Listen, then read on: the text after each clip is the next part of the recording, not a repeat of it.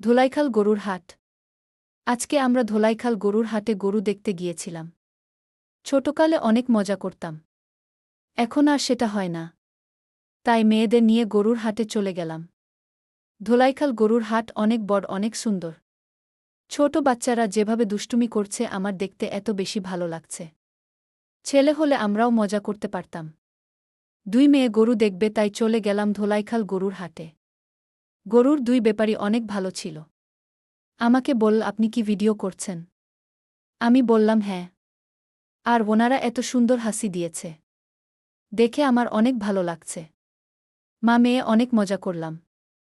সবাই ধোলাইখাল হাটে আসবেন আর গরু কিনে নিয়ে যাবেন, অনেক সুন্দর সুন্দর গরু আছে।